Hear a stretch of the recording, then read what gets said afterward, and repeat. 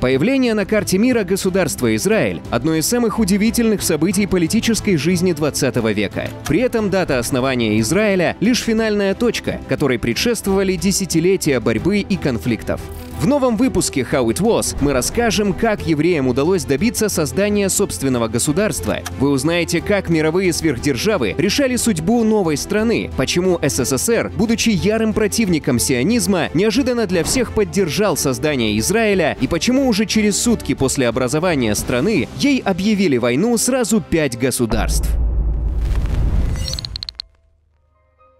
История еврейской государственности берет начало во втором тысячелетии до нашей эры. Согласно Библии, Эрец Исраэль, земля израильская, была завещана евреям как земля обетованная. Именно здесь до сих пор расположены основные еврейские святыни. Возникшие на этом месте древние государства Израиль и Иудея много раз присоединяли к себе разные захватчики. В 63 году до нашей эры иудейское государство утратило независимость, став римским протекторатом.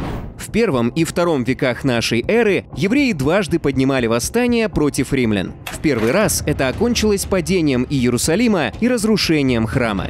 Во второй раз, после подавления в 135 году восстания Бар-Кохбы, римляне изгнали из Иудеи множество евреев и переименовали эту провинцию в Сирию Палестинскую, чтобы даже из названия убрать любой намек на то, что когда-то тут жили иудеи. На протяжении веков после этого евреи периодически переселялись в Палестину, но масштабы были незначительны. Первая по-настоящему большая волна возвращения евреев на Святую Землю, тогда провинцию Османской империи, началась в 1882 году. За несколько десятилетий 35 тысяч евреев перебрались туда, спасаясь от погромов в Восточной Европе, и присоединились к 20 тысячам уже живших в Османской Палестине иудеев. Финансовые и организационные вопросы помогал решать французский богач, барон еврейского происхождения Эдмонд де Ротшильд. Этот период еврейской истории называют «Первой алией». На рубеже 19-20 веков иудейские общины Европы начали активно скупать землю в Палестине. Чаще всего они приобретали каменистые, болотистые, песчаные участки, на которых не просто было заниматься сельским хозяйством. На момент покупки эти земли не обрабатывались и стоили совсем мало. Но арабы вскоре поняли, что спрос евреев на их землю высок, и стали завышать цены. Была еще одна проблема. Правительство Османской империи, желая остановить иудейскую иммиграцию, ограничивало продажу земли для евреев. Но запреты не сработали. Сотрудники османской администрации в Палестине за взятки закрывали глаза на сделки. Новые хозяева стали внедрять неизвестные ранее в Палестине приемы обработки земли. Даже самые безнадежные участки стали плодородными. Арабские фермеры начали перенимать эти приемы у евреев. В 1897 году в швейцарском Базеле прошел первый Всемирный сионистский конгресс, где учредили Всемирную сионистскую организацию. Ее возглавил Теодор Герцль, австро-венгерский журналист и драматург еврейского происхождения из Будапешта, основоположник политического сионизма, движения, призванного объединить еврейский народ в Эрец Израэль. Герцль вел переговоры с европейскими лидерами, пытаясь заручиться их поддержкой. Он встречался в том числе с турецким султаном Абдул-Хамидом II и немецким кайзером Вильгельмом II. Герцль добивался аудиенции и с российским императором Николаем II, но безуспешно. Тот не проявил действенного интереса к сионистскому проекту. В 1904 году Герцль умер, так и не успев добиться осязаемых успехов для будущего Израиля. Однако именно он сумел убедить евреев всего мира, что им пора уже завести собственную страну. В 1904 году началась вторая алия. Она длилась 10 лет, за которые в Османскую Палестину уехали до 40 тысяч человек. Почти все они были уроженцами Российской империи и бежали от погромов. Именно благодаря второй алии в Палестине началась мощная кампания по созданию кибуцев, сельскохозяйственных коммун, где все участники пользуются общим имуществом. Для защиты поселенцев по всей Палестине евреи создали военизированную организацию Ха-Шомер, отказавшись от далеко не всегда качественных услуг арабских и черкесских наемных стражей. Еврейское освоение Палестины продолжалось. продолжалась. В 1902 году был создан частный англо-палестинский банк. Сегодня это крупнейший коммерческий банк страны. В 1918 году основали, а 7 годами позже открыли Еврейский университет Иерусалима. Кстати, именно ему Альберт Эйнштейн завещал все свои рукописи и письма, а также право на коммерческое использование своего имени и образа. По итогам Первой мировой войны Османская империя утратила власть над Палестиной. 2 ноября 1917 года глава британского МИДа Артур Бальфур направил лидеру британской еврейской диаспоры, известному сионисту лорду Уолтеру Ротшильду, декларацию с обещанием помочь евреям обустроить в Палестине собственный национальный дом. Именно так было записано, без слова «государство». В 1918 году документ Бальфура поддержали США, Испания и Франция.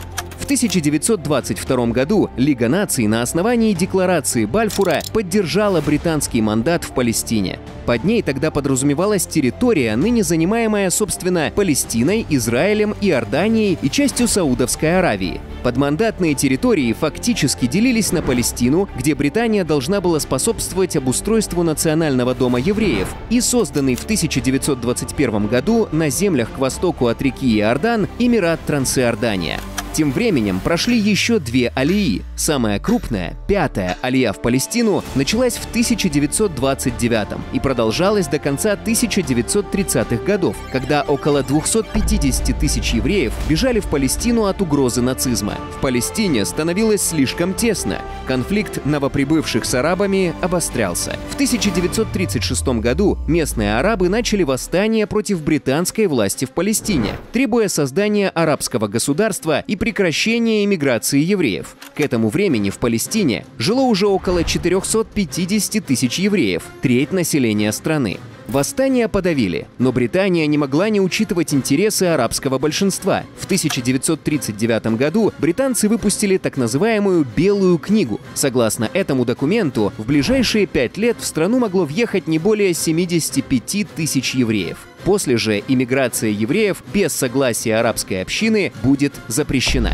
В некоторых регионах продажа земли еврейским поселенцам запрещалась, в других была позволена, но последнее слово должно было оставаться за Верховным комиссаром Палестины. Палестинские евреи не приняли Белую книгу, но все равно поддержали Британию в войне против Гитлера. Они понимали, что победа Третьего рейха для евреев станет худшим злом, чем ограничение на въезд в Палестину. Тысячи палестинских евреев воевали в рядах еврейской бригады, входившей в состав британской армии. После Второй мировой войны Британия не сняла ограничения на въезд евреев в Палестину. Те сочли поведение Британии предательством и стали оспаривать право на владение Палестиной. Главная военная организация сионистов Хагана восстала против британской администрации, присоединившись к организациям Иргун и Лехи, которые начали борьбу с британцами еще во время войны. Еврейские радикалы взрывали мосты, железнодорожные пути, устраивали теракты в административных зданиях. Самым громким из них стал взрыв в отеле «Царь Давид», где располагалась штаб-квартира британской администрации в 1946 году. Тогда погиб 91 человек. Также эти организации нелегально доставляли в Палестину евреев из Европы, что вызывало все большее недовольство арабов.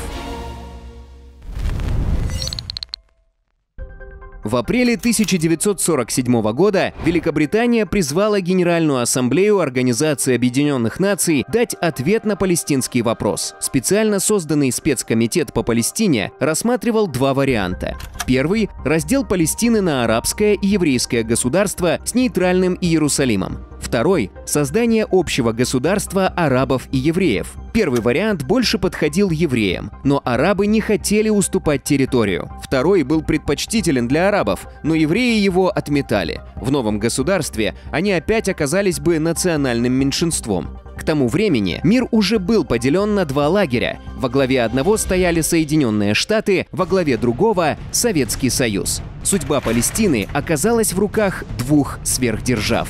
Изначальная позиция Советского Союза была ясна – сионизм – вредная полуфашистская идеология, а арабы защищают свою родину от колониализма. В самом СССР с сионистами не церемонились, репрессировали, расстреливали и выдавливали в эмиграцию. В стране Советов даже запретили иврит, разрешив лишь классово близкий идиш. США опасались союза между арабами и коммунистами. Некоторые представители американской политической элиты считали, что США следует заступиться за палестинских мусульман, дабы не портить с ними отношения. Вместе с тем, в США избирателей евреев было куда больше, чем мусульман. Работали демократические механизмы. Американцы склонялись к поддержке создания в Палестине двух государств, однако хотели учесть и интересы арабов. 14 мая 1947 года во время заседания Генассамблеи ООН на трибуну поднялся постоянный представитель СССР при организации Андрей Громыко. Все присутствующие примерно знали, что сейчас услышат.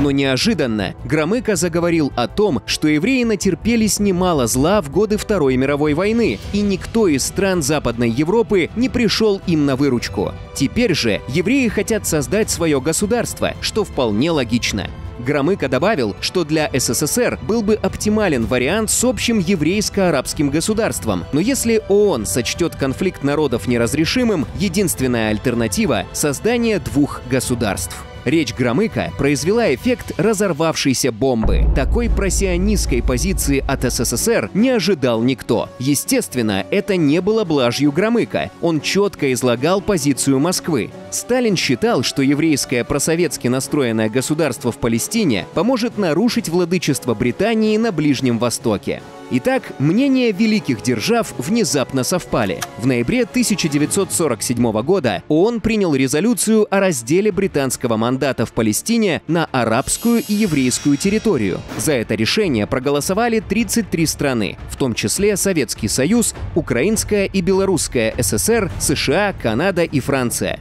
13 стран проголосовали против. Мусульманские государства – Индия, Греция и Куба. 10 стран воздержались, в том числе Британия, Китай и Югославия. В воздухе уже пахло войной. Возмущенные палестинские арабы, лишившиеся в результате раздела плодородных сельскохозяйственных земель и морских портов, ударили первыми. Евреи отвечали тем же. По всей стране начал раскручиваться маховик насилия. Британцы не вмешивались, сматывая удочки. Американцы не стали посылать свои войска на Ближний Восток для поддержания порядка. Евреи оказались в меньшинстве в окружении враждебных арабских государств, без серьезного вооружения и денег. В январе 1948 года лидер сионистов Давид Бен-Гурион отправил в США Голду Меир собирать деньги среди тамошних богатых евреев.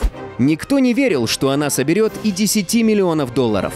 Меир вернулась с 50 миллионами. Это была феноменальная сумма по тем временам, около 400 миллионов долларов на современные деньги. Теперь евреям нужно было оружие, которого после Второй мировой осталось немало, но добыть его было непросто. Действовала эмбарго на поставки вооружений в Палестину. Внезапно помощь предложили коммунисты, контролировавшие Чехословакию. Ее промышленность всю войну обслуживала Третий рейх, и теперь там хранилось немало оружия. Это была очередная антизападная многоходовка Сталина. Весной 1948 года первые пулеметы, винтовки и патроны из Чехословакии отправились в еврейскую часть Палестины. Кроме стрелкового оружия и амуниции, у чехословаков купили костяк израильской авиации – 25 истребителей Авиа С-199 чехословацкой модификации Мессершмитта. И как раз вовремя. Положение в Палестине к тому моменту стало критическим. Армии арабских стран стояли на ее границе и только и ждали, когда британский мандат завершится и солдаты Ее Величества отправятся домой. 14 мая 1948 года в 4 часа дня, ровно за 8 часов до конца британского мандата, Давид Бен-Гурион провозгласил создание еврейского государства Израиль на территории, выделенной ООН.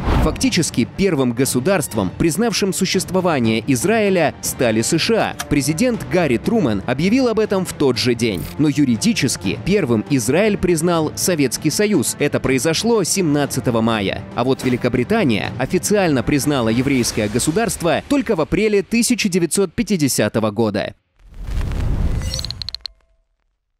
Уже утром следующего дня после провозглашения новой стране объявила войну Лига арабских государств. Сразу 5 стран – Сирия, Ливан, Трансиордания, Египет и Ирак – атаковали Израиль. Армия Трансиордании завоевала Самарию, Восточный Иерусалим и Иудею. Иракские военные дошли до Нетании. Ливанцы с сирийцами взяли под свой контроль территории на севере Израиля. Египетские танки стояли в 35 километрах от Тель-Авива. Казалось бы, положение безвыходное. И скоро государство Израиль, просуществовавшее всего несколько дней, исчезнет с лица земли. Тут-то и подоспела помощь. В ночь на 24 мая в порт Хайфы прибыли суда с чехословацким оружием. Грузовыми самолетами доставили 4 первых разобранных истребителя Avia S-199. Таким был весь авиапарк израильских ВВС на тот момент. Первый воздушный бой произошел 29 мая. Серьезного ущерба нанести не удалось, заклинили пушки, но египтяне запаниковали. Они никак не ожидали, что у евреев есть ударная авиация. В результате египетские танки остановили наступление на Тель-Авив. Уже к весне 1949 года Израиль заключил перемирие с большинством своих неприятелей. По его итогам еврейское государство сохранило за собой коридор от Иерусалима до Приморской равнины и Западную Галилею. Сам же Иерусалим разделили между Израилем и Иорданией. В том же 1949 году Израиль приняли в ООН. Его, наконец, признали государством, равным остальным. Понравилось видео? Ставьте лайк и бейте в колокол, чтобы не пропустить новые выпуски How It Was.